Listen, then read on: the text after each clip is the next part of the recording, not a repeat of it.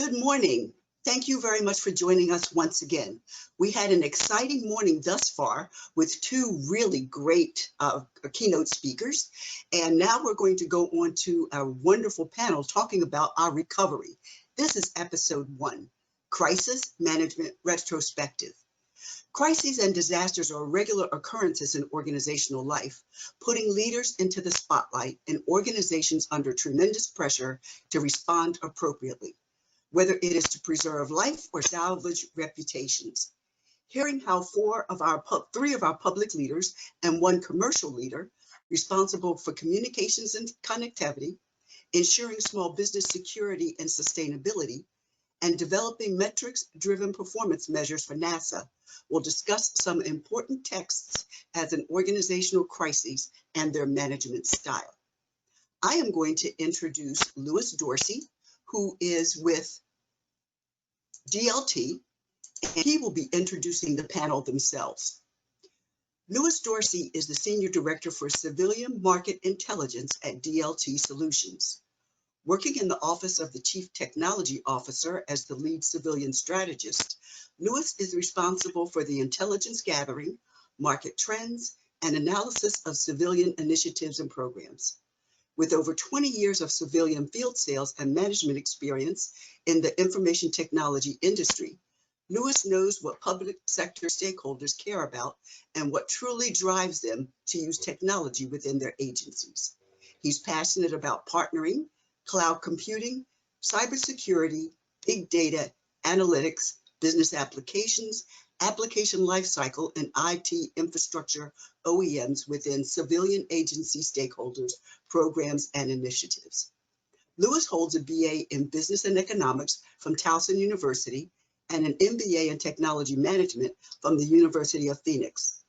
He also is a member of the Phi Beta Sigma fraternity for over 30 years, one of the Divine Nine. When he isn't working, you'll find Louis enjoying time with his wife and family, or riding his road bike on Maryland roads, or participating in duathons or other riding events. Louis, thank you for participating, and I will have you introduce our illustrious panel. Thank you, Joyce, and thank you for that introduction. Hello, everyone. Welcome to the Fireside Chat, as Joyce mentioned, on recovery, a crisis management retrospective. As she mentioned, my name is Louis Dorsey, the Senior Director for Civilian Market Strategy and Intelligence at DLT Solutions, a tech data company. And I've had the distinct pleasure in the past of being in attendance at several events, both in person and now virtually, that included each one of these distinguished and highly respected panelists today. And I'm truly, truly honored to be the moderator for this engaging conversation on crisis management and hearing their perspectives. So with that, I'd like to introduce Renee Nguyen, our first panelist. Renee is the former CIO for NASA after recently retiring from her role in April of this year after serving 30 years in federal service, which I believe stands as one of the longest serving CIOs in the government. Prior to becoming NASA CIO in 2015, some of you may know her from her 25 years of service at the EPA in various roles, including Deputy CIO and CIO. Welcome, Renee, and thank you for your 30 years of service. Next, I have the pleasure of introducing our next panelist, James Saunders, who is the current Chief Information Security Officer for the Small Business Administration. Prior to becoming the CISO, he was the Chief Security Architect for SBA, where he led the cybersecurity modernization initiatives that positioned SBA as a leader in cloud-centric cybersecurity. James also led 2 interagency projects between SBA and DHS to legitimize cloud-native technologies as a viable means to achieve federally mandated security policies and requirements. Welcome, James, and thank you for being here, sir. And our third panelist I'm excited to introduce is Francisco Salgaro, the CIO at the Federal Communications Commission. And prior to becoming FCC CIO in December 2019, Francisco served 14 years at USDA, where he provided strategic oversight of USDA's $2 billion IT portfolio as their deputy CIO. With over 20 years of IT experience, James played a critical role in USDA's modernization efforts and the adoption of USDA's Center of Excellence program, designating USDA as a lighthouse agency. So welcome, Francisco, and thank you, sir, for joining us. Thank you. And next we have Jacob Olcott, who's the Vice President of Communications and Government Affairs for BitSight, the Standard and Security Ratings. He previously served as the legal and policy advisor on cybersecurity issues to the U.S. Senate Commerce Committee and the U.S. House Representatives Homeland Security Committee. And prior to BitSight, Jacob advised Fortune 1000 executives on cybersecurity governance and technology issues.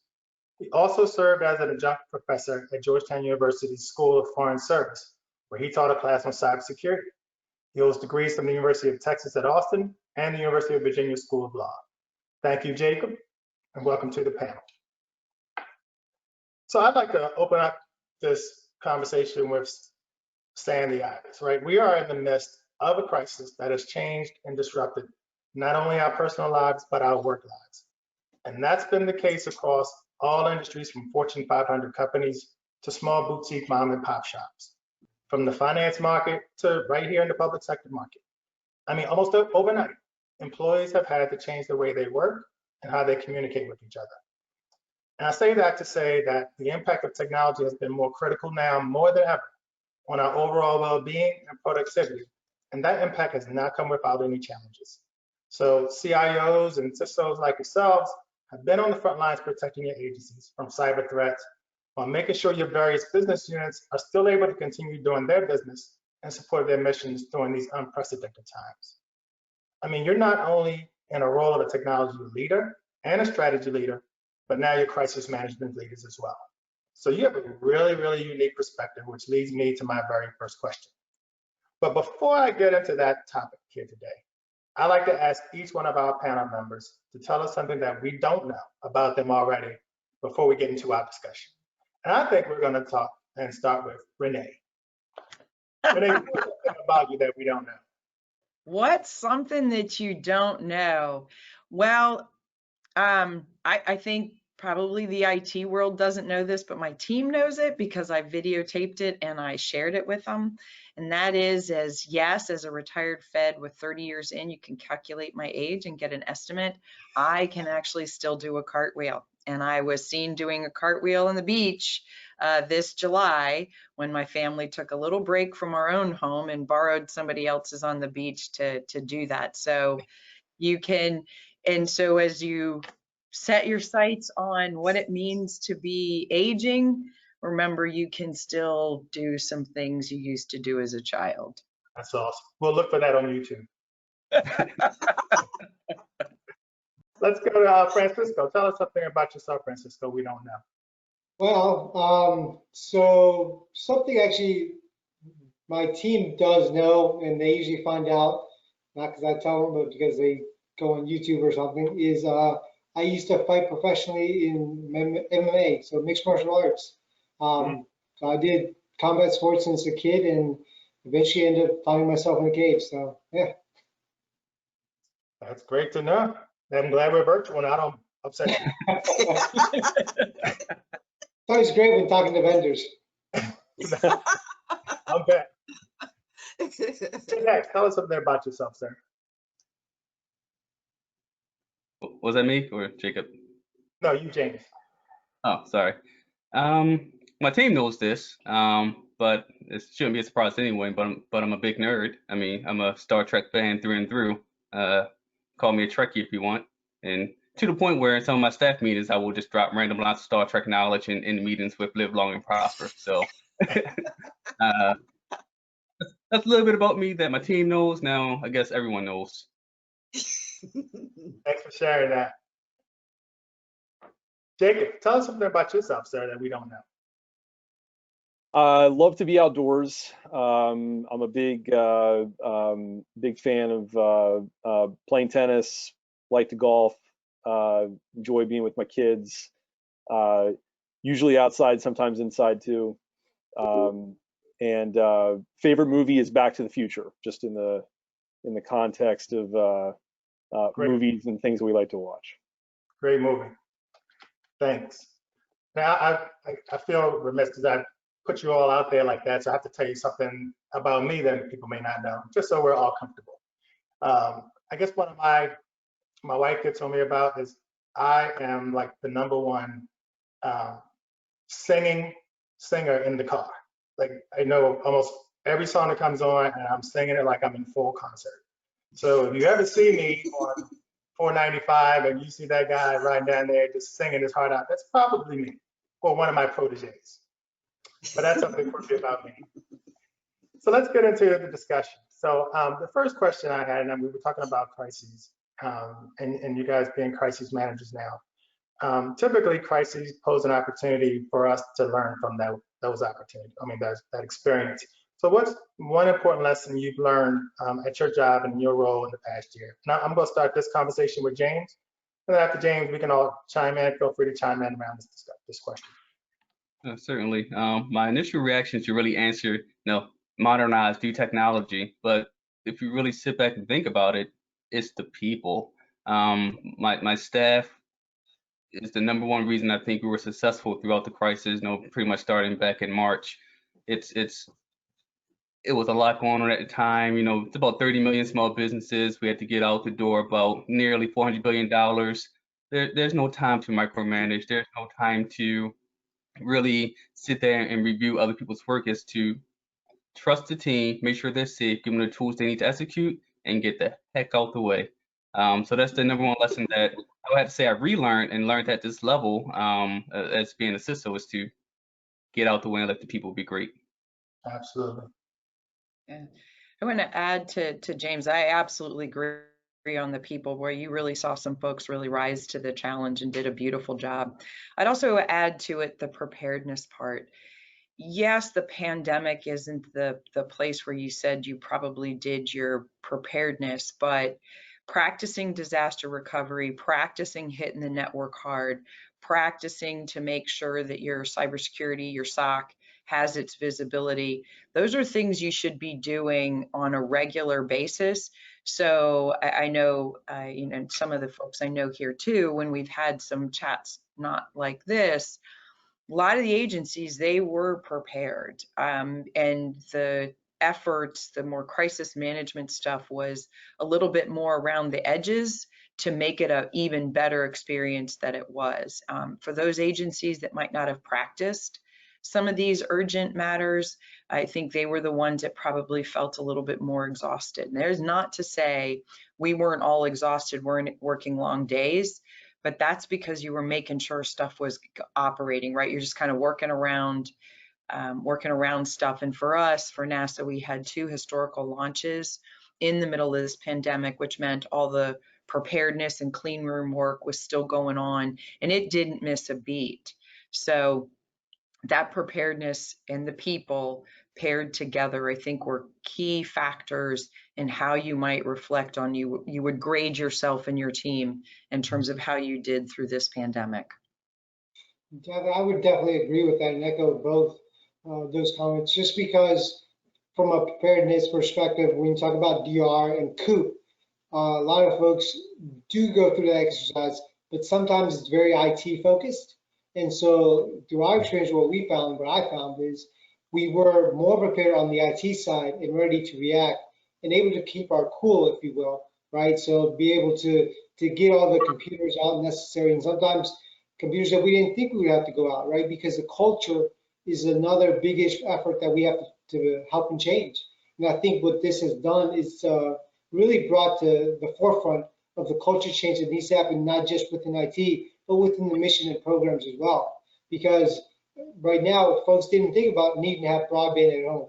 Sometimes it's just assumed, especially IT folks, well, we all have broadband at home, especially with kids, right? They want to get on the computer and get on the game console and all these sort of things. But as you look at the overall workforce, not everybody looked or felt that way. They actually just relied on their broadband at home.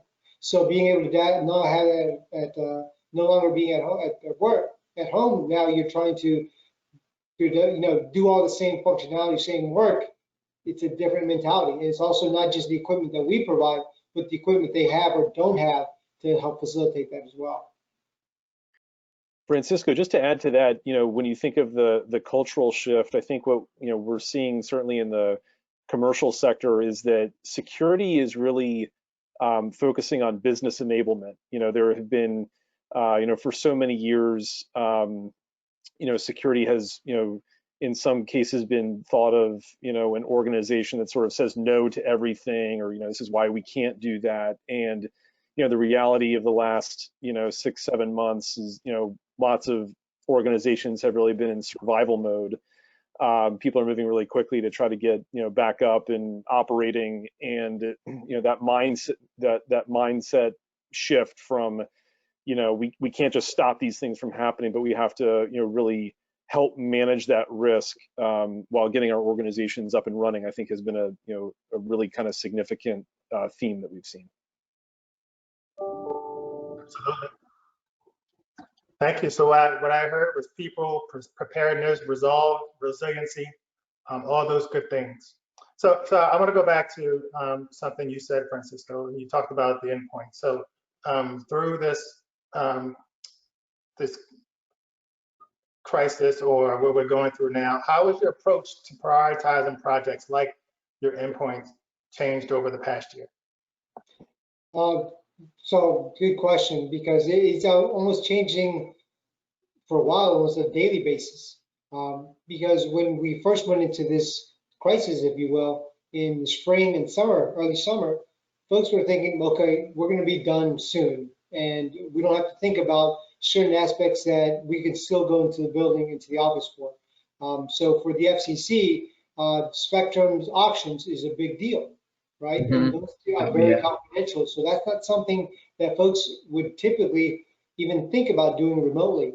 And so everyone was always sort of thought, once we get to auctions, we'll be back in the office. Well, here we are now in the fall, and we're not back in the office. So we had to enable those remote capabilities.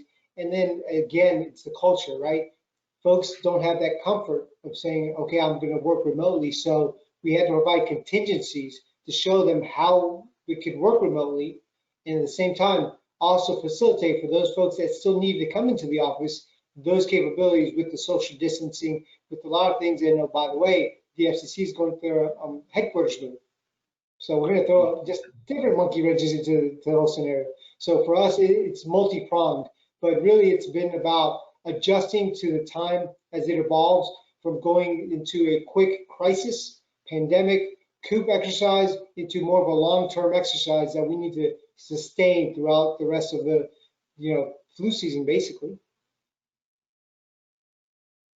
Thanks. And Renee, you went through something too over at NASA. You mentioned about Office 365 or cloud migration. Yeah, so we were already on Office 365, and we had deployed the first phase of our Teams work and quickly, and we had mapped out all the capabilities we were going to bring in under Teams. And the adoption rate for Teams was slower than we had wanted to see in IT, and part of it was there are lots of options at NASA for video capability. Some of them I would call really good options, because you have your conference rooms that are video enabled, so you didn't really need to force the change. Well, we quickly flipped over, and Teams usage, you looked at our stats and it just flew upward in terms of that. Well, then people were making, hey, could we make it do this? Hey, can we make it do that? And while those were mapped, what we did in really 2 to 4 weeks brought in capabilities to Teams to nearly all its capabilities enabled in 4 weeks that we hadn't planned for at least probably 6 months, and then from a year on from that. So we were able to move very quickly. And that, I think, 2 more things to add. One's just a fun story about Office 365, but the other thing is in November, we had switched over to really a main single VPN, which NASA didn't have.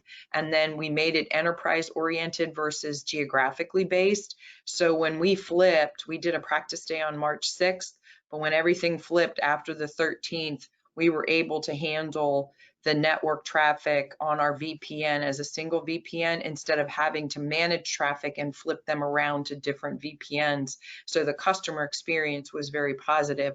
I didn't control the last mile, and a lot of folks kind of had their home environment were an issue, and sometimes it wasn't even their environment. It was really out at the box at the end of the street.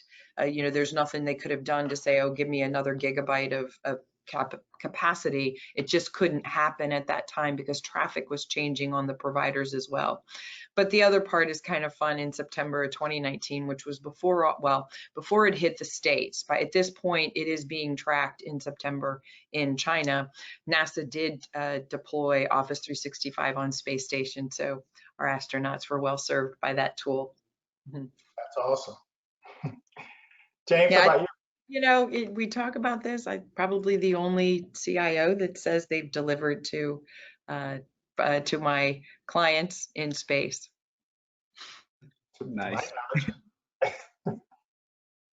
Okay. Yeah. Yeah. So I haven't heard my CIO pips yet, but so I have a slightly different perspective.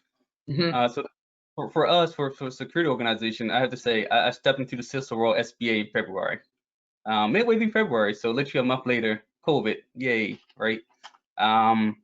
So one of the things we had to learn early on, and I had to help steer the team through, is that we had to switch to that business enablement mode that Jacob mentioned earlier. It's no longer can we just tinker away and do security things in the security office and yay, we're more secure. It's all right, we got to get these websites stood up. All right, we got to get laptops. Supply chain was a big issue. How do we ensure security when the supply chain is stressed? That's a perfect opportunity for an adversary to pop through. So those are some of the projects that we really focused on. One I want to talk about now is similar to it's O365. It's the tool that we're using right now. We had to surge a lot. SBA by definition is normally about 5,000 people. Now we're closer to 20,000. Our agency quadrupled in less than 6 months. We know laptops were hard to get, so how do we get people on? We open up O365, but how do we do that to ensure security?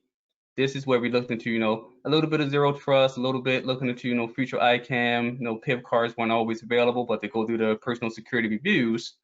So why not use just conditional access? It's there. It can say, hey, this machine or this user is connecting from X, Y, and Z, and they're trying to do, 1, 2, 3. Their risk rating is a 1. They're safe. However, this person over here is doing something completely else.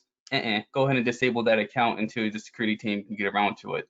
So that's something that we really ramped up and put into place. We were playing with it for a while, but we needed to have it go now. So that's one of the examples of us prioritizing projects to enable the business to work. We couldn't say no, find a way to say yes. I just had two quick stories to piggyback off of what Renee was saying, just with respect to VPN, but then the work from home environment. A lot of organizations that we're working with had VPNs set up and ready to go, and then what we realized, having done some research back in the March timeframe, is that the home network is riddled with malware. Unsurprisingly to everybody, and so even if you were establishing a secure VPN into the office, I mean, you still had to be concerned about what was happening on the home environment, and with all of the sort of commingling of devices and things like that. And so a number of our customers were able to sort of focus on those issues. BitSight actually spent a lot of time actually developing a product that we could launch in a market immediately. This wasn't really an issue for us prior to this, but there was just a lot of sort of commercial demand for getting more visibility into the home environment. And then the other thing I would just say is that the other thing that we saw is, whether it's Microsoft Teams or Zoom, just a lot of new vendors who were offering services that organizations really felt like we needed. We needed it to move forward. We needed it for business enablement purposes. And the question became, how can I quickly assess the risk of those new organizations? And so we actually saw it was really remarkable to see Zoom went from a company that very few of us sort of worked with or knew about, to it actually became sort of the #1 requested company in the sort of the BitSight portfolio of companies that that our customers wanted to look at and wanted to sort of better understand the risk associated to that organization. Great. Thank you all for sharing. And actually, I came up with another question while I was listening. The big buzz now is CMMC, the DoD initiative. Do you, in your opinions, and we won't hold you to it, but just out of curiosity, do you feel like as a DoD initiative, will that bleed over into civilian in some form or fashion? So I'll start and let the others add to it, especially because I know folks have the cybersecurity chops on this one. And two, I just want to thank my team, right? All the stories I get to share here about the success of NASA is because I had a magnificent team and I miss them dearly. Not the weight on my shoulders from being a CIO, but I miss the team because they're great capability. But you bring up an excellent point. Here's the view. CMMC is so critically important to their military. It absolutely is. Our contractor workforce, our vendors that we use, their cyber hygiene is our cyber hygiene in the United States government. And CMMC has allowed that to be highlighted as a risk. And in fact, it's really a blind risk right now for a majority of places. And so CMMC is going to reshape the landscape for the contractor workforce and for the vendors that provide hardware and software. And that is, if you're going to work for this great nation, you need to take cybersecurity seriously. And it just needs to be part of how you're delivering things. And don't just laugh it off as, well, I do this really good thing, as like, okay, that's great, but you better deliver it securely because otherwise you're going to be a problem for the United States. Yep. Now I'll jump in after that there. I'm with Small Business Administration, and I actually had a conversation a couple months ago with a Chamber of Commerce. A lot of small businesses, and the number one question they ask is, what is SBA doing towards, helping us understand the CMMC? Now, I do know that this is a different office outside of my purview, but the Office of Entrepreneurial Development, they're working on content, they're working in concert to figure out how do we help the small business community understand and implement CMMC, because a good subset of the people that get a business through SBA or start a business in conjunction with SBA may actually want to work for DoD. I mean, who wouldn't? Great nation, right? So it's, in my opinion, the CMMC is actually a benefit for small businesses. It will help them really understand what it means to do security well. It's no longer guesswork. It's no longer trying to figure out what part of this applies to me, or how do I translate ISO 10007 or the cybersecurity framework. It's CMMC. Here's pretty much your guide to success. This is how you do your business securely to work with. Right now in DoD, but I can actually see one day rolling over to the civilian side eventually. Yeah, so from the FCC, jumping in on that, very similarly, we have the Office of Technology, which does not fall under the CIO. It's separate, it's FCC specific, but we're seeing where that comes into play. And of course, as that goes into play, then it's going to bleed into what we do from an IT perspective in supporting that effort as well. So it very much falls into it, as James was talking about, for the SBA. It's a huge issue, hugely important. If you look across the space, contractors and vendors are routinely breached. Thankfully, there's some focus now, amongst federal agencies. From a BitSite perspective, this is actually what we do. We help organizations gain better visibility into their third-party ecosystem, understand the security posture, the security performance of organizations, and do that in a continuous way. I think one of the challenges that agencies will have, even in adopting an approach like CMMC, is that the requirements to be reassessed are once every 3 years. And obviously in cybersecurity, things change very quickly. And so I think that'll be something to sort of look out for. The requirement to receive certification is obviously critical, but how can organizations and agencies sort of better understand that cyber risk to the contractors on a continuous basis? Thanks, Jim. Yeah, that question just came top of my head while I was listening to you guys, and I wanted to throw it out there to the panel. So my next question, and we're going to move forward a little bit to once we get on the back end of this thing, and I'm sure you CIOs and CISOs like yourself are starting to think about the broader aspect of this crisis? And once we're through this, where do you see the most critical changes you'll have to make to face the future and future challenges? And I'll start with Francisco this time. So some of it is how are we going to sustain some of the changes that are being implemented? More so from the fact of the appetite from, again, the culture and the users, as, we go back into the office, that starts to become more of the norm. The fact that we're enabling some of these technologies, how do we make sure some of these technologies stay updated and stay ready, at the ready, if you will, for them to leverage and use? And also, it's going to depend. Some users are going to want to go back into the office and go back to what they're used to. Then other folks are going to want to make sure that we're moving forward. I mean, perfect example is Renee was talking about, and several things we talked about here is Microsoft Teams. So we leverage Office 365. Now, I had a conversation when I started at FTC very early on and said, well, they had Office 365, not enabled Teams. So, and one of the comments I heard was, we don't need Teams. I can just go right next door off my chair and talk to who I need to talk to. That was the culture, right? Just go into somebody's office. So fast forward 2 months later, all of a sudden, you can't do that anymore. And so then we had to very quickly pivot and actually enable Teams, but enable it with all the features that would still make us secure. So not, sharing certain files and doing those type of things. So once we get back in the office, how do we make sure that we're still doing things securely so that we don't enable file shares, downloads, and prints for the folks at home the same way that we do at the office? So being able to basically separate those two things and make it a norm of supporting both, not just one or the other. Just to amplify, I think, Francisco, some of your points, I'd build off of that as well and say digital transformation. Federal government has learned right now, if your process required wet ink, what have you been doing with that, right? And maybe you were able to adopt an appropriate signature capability and maybe you weren't.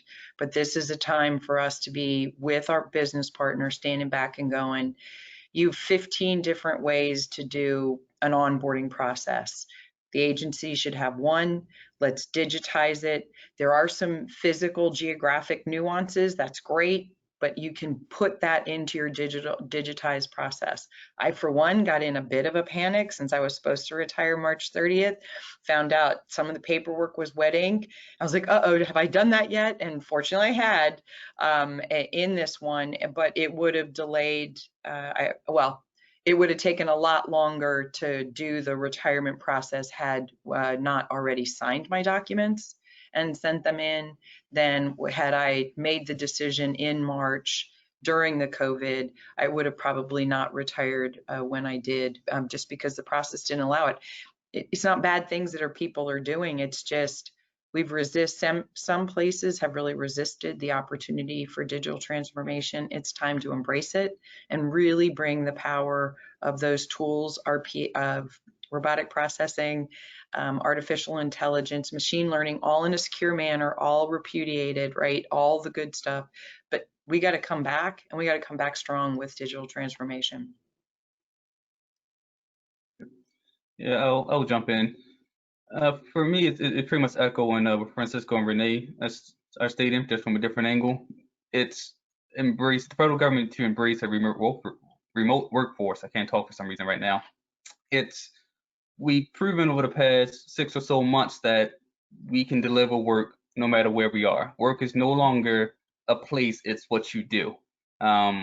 So to me, that's what I think we should focus on for the future. How do we enable remote workforces where we can be in the office or not, but how do we do it securely? I'm always going to circle back around to, how do you do that securely? The big buzzword, the big approach right now, zero trust. If you implement that, it doesn't matter where you are. You're constantly validating this person, this activity, this service account, this robotic process is always being continuously validated. So it doesn't matter where you are. So that's what I'm thinking. It's embrace the remote workforce and take advantage of it. For me, for example, I was able to hire some great talent from all over the United States to support us. I have a security architect supporting us from Florida. I have another security architect supporting us from Chicago. and I have zero expectations they're ever going to come to DC. And that's absolutely fine because they are delivering day after day. Awesome. Excuse me. Go ahead, Jake. Just really quickly, I was going to say focusing on measurement, is I think becoming a really important issue. Creating those processes, as the panelists said, hugely important. We need to move towards, are these effective outcomes, and how do we measure that, and how do we monitor that, and then if there's something at issue, how can we improve that? But it really comes down to measuring the effectiveness of our program. I think that's going to be part of the future in addition to everything else everybody has said. Great. Thanks for that input. And that kind of actually, Jake, kind of lead to next question could be, we talked about technology like zero trust. And I'll start with you, Jacob, from a private sector perspective. With technology like zero trust of that nature, it's almost forcing agencies to reimagine their cybersecurity posture. So what effect do you see like zero trust making on the public sector industry, for an example? I think it's I think it's hugely impactful. Even just the mindset that I need to I need to approach this entire issue instead of as a in a completely different perspective than I did.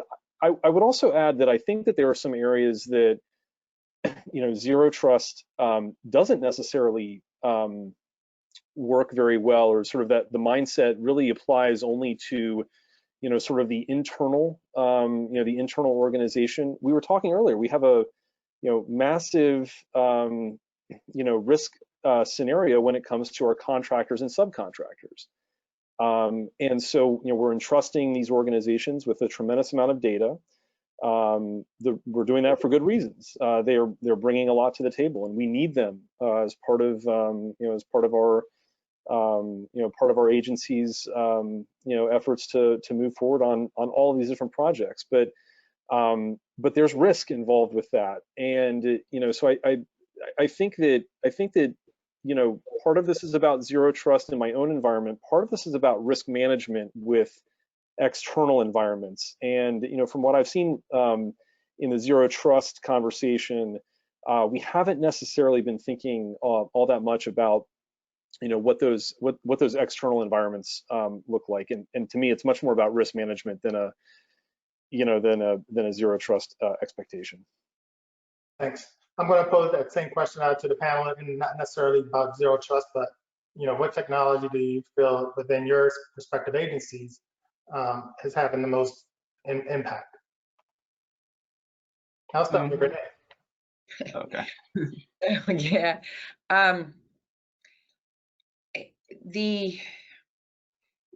Where I think it's a reimagining, and coming off of the pandemic is a great opportunity to do this. And I mentioned digital transformation before, but we have to be able to. I came from NASA, and our scientists are all over the globe, and we collaborate with other countries, scientists within those countries, in order to fly.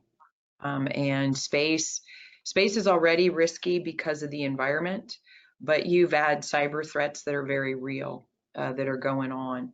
So reimagining the way we do work, and it's starting to happen, but to be able to do complex engineering capabilities when I'm in Paris, which I wouldn't mind being in, or maybe I'm in Rome, and then I'm going to go to Turkey, and I'm going to work on an element of something that's going to fly. We've got to be able to do that in a secure way. And we've got to figure out the identity thing, right? There's a couple of really good services that can go verify, if you pay to go verify that I am who I am physical, so my electronic being now match my physical. Those things have to come in, and they got to get going pretty quickly. And we've got to create places where we go to work in a secure manner, across the globe, working on sensitive efforts. So I just build on Jacob's remark and just give sort of a use case that is very real and is a great opportunity to go. Thanks. Francisco, you want to chime in? Sure. Just to build on that, on several things that Renee's talked about, which is very much key on point here, is digitization. That is critical. And then really where there's been a difference between consumer technology and what the people's expectation is when they are at home, and all the nice whiz-bang shiny objects that they have at home that they wish they could have at work. And so the work technology, well, now work and consumer technology have blurred. So it's really become more ubiquitous is that now the expectation is to have the same thing you have at work, at home, and vice versa. So really it's bringing forth the talk about modernization and digitization, not just within the IT folks, but all the other program mission folks involved. Sometimes it get lost when it's only technology, only those folks that are really working with technology day in, day out, like I mentioned, the Office of Technology, well, those folks, they're technologists in their own right. And so they do understand how some of these things work. But now it's bringing the office automation workers that are doing HR or finance and saying, okay, I need these type of capabilities at home. And then again, it talks about cloud, like Office 365. We are now really more taking advantage of what those capabilities truly are. And people are starting to see why we talk about cloud and why it's so important. It's not just the thing in the sky that everyone thinks about, or the commercial they see about Microsoft. Thanks. How about you, James? Listen to the conversation. I want to change my answer. I'll stick with my original thought. It's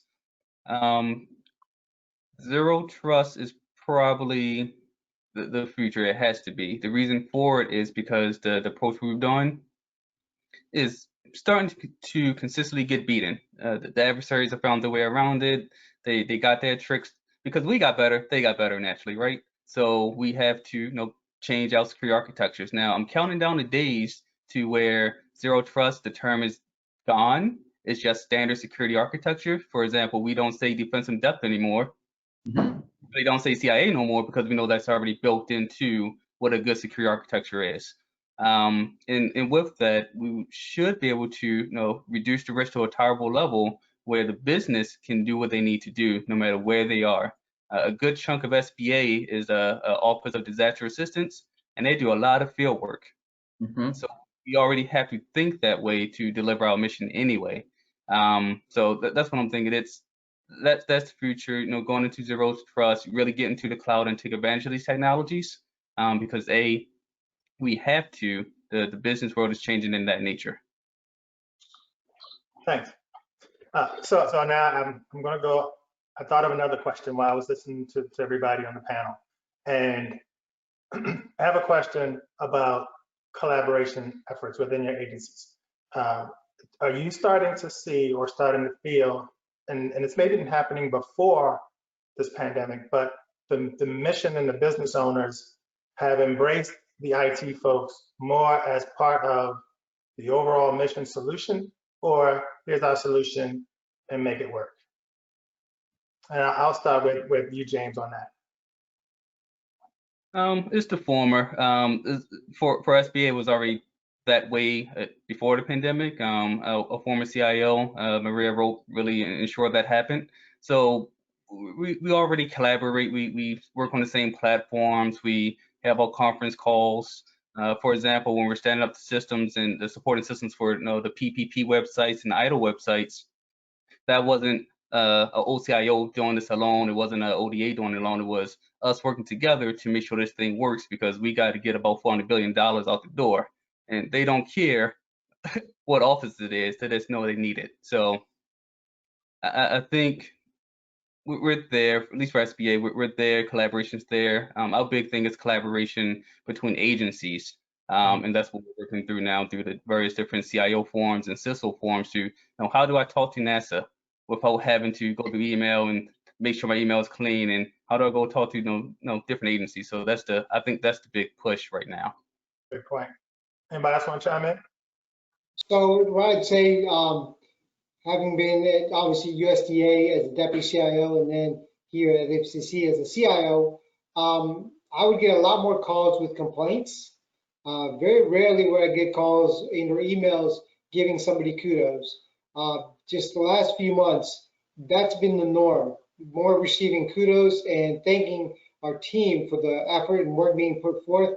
So I've seen more empathy because folks now start to see the importance of IT and why they need to be a partner with us, and not necessarily just the people that fix their screens or their printers or things like that. So it's definitely given us an opportunity to develop a stronger partnership. Yeah, it's an evolving issue. I think it depends, right? So definitely for the most part, the quick flip to support pandemic and people's health really was a day to shine, and for the most part that happened. But I was talking about digital transformation, and there are a lot of folks that really want to do it, and there's a lot of folks that don't want to do it, and they're in both the business side and sometimes they're even in the CIO's offices. We've not quite built the bridges that I think are necessary to transform the way government is delivered, and it's because it's about people, and you've got to build trust. So, you should never let a good crisis go to waste in building a great friend in that opportunity, which sometimes comes in the as an incident by a nation state. And so we just need to keep building those bridges and listening to our business partners. Don't come with a solution, but really, really, truly with an open heart, try to come up with solutions together. And you just have to stay at it. So it depends, and it's making the progress that it needs to. It'd be great if it kind of sped up a little bit, but I'm a former CIO. Of course, that's what I want. Right. I love these stories, in the private sector where, we spend a lot of time on this, third-party risk management issue. And there have just been some amazing stories about, security professionals who have said, it used to take us, 4, 5, 6 months to do a risk assessment, on an organization. Everybody, was irritated at us. They would work around us. But really the focus on that idea of business enablement that we were talking about, which is, how can I do this quicker, more efficiently, leveraging automation, leveraging data, and then be able to tell the business unit, hey, within 24 hours, like, yes, let's move forward with this. I mean, I love these stories. People are they're happy. They feel like they're contributing to the broader mission. People aren't yelling at them anymore. I think that's where we need to go. Great. Well, they say teamwork makes the dream work, right? Right. Hi, Joyce. You're on mute. Unfortunately, we are out of time. This is such a great conversation. I wish we could go on forever because I really enjoyed it. In fact, I lost track of time myself. I was so engaged in what was going on. But we do have another session that we all have to get to. And the next session is our planning session. It's episode 2, which is for planning. We are going to be doing a human-centered design thinking Jamboard session with Google Jamboard. And we're going to be coming up with actual solutions, and people can walk away with sticky notes on their Jamboard to do additional looking at the past, doing planning for the future, and then figuring out what's ahead. So we thank you, panelists. Thank you, Louis, for being the moderator, Renee, Francisco, James, and Jacob. We appreciate your time and effort. Thank you for your service, and have a great day.